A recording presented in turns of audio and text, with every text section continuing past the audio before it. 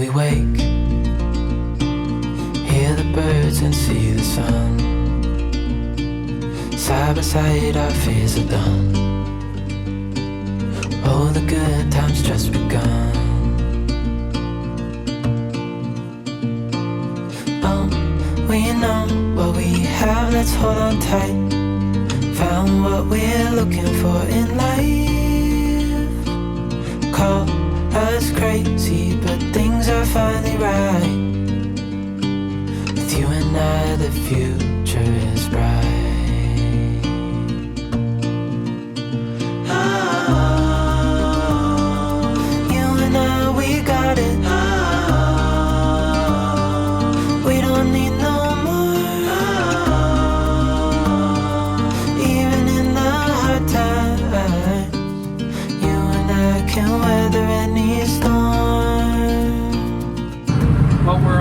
To Linton, Indiana, which is about an hour and a half southwest of Indianapolis. And there is a insulation company there that is getting into cellulose and fiberglass. So I sold them the machine for that. And they needed some technical support and some training. And that's why we're headed up there this week. And looking forward to having a good time. SuzAnne's going to be out there and doing some training with me. This insulation company is already a thriving spray foam business.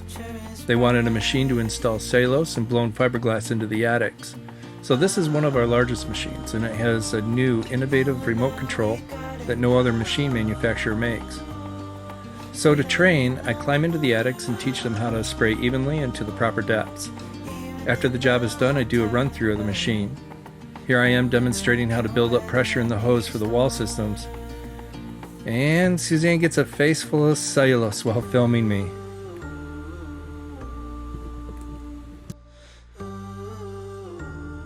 Our job was on 15.5 gorgeous acres of private property. The owner graciously allowed me to explore. As a matter of fact, he said I could go anywhere I wanted, so I did. The property was rich in wildflowers, trees, shrubs, and grasses. Some of the plants were new to me. I logged 92 observations on iNaturalist. As we left the job, I saw large patches of what has been described as North America's most violently toxic plant, water hemlock, which looks very similar to Queen Anne's lace. We stopped so I could very carefully get some photos.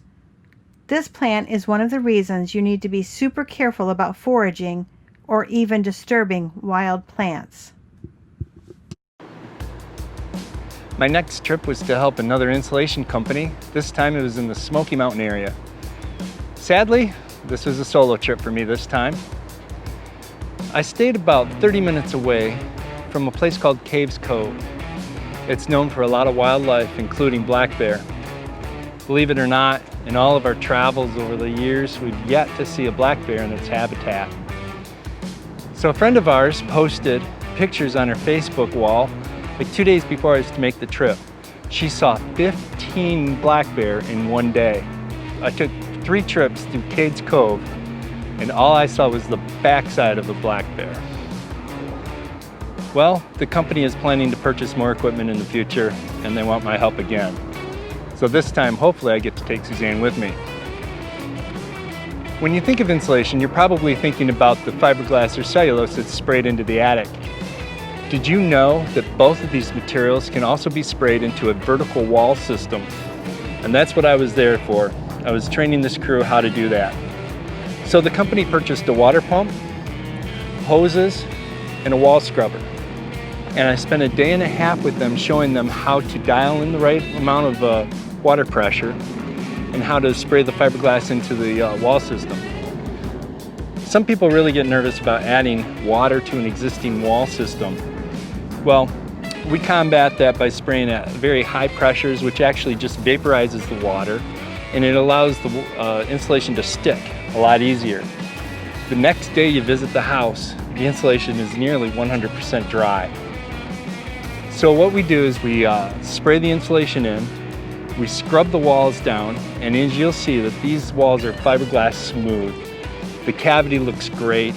and the entire wall is free of gaps. I look forward to going back there again. This time hopefully with SuzAnne, and we'll spend a couple more days and hopefully get to see some black bear, more than just the behind of a black bear.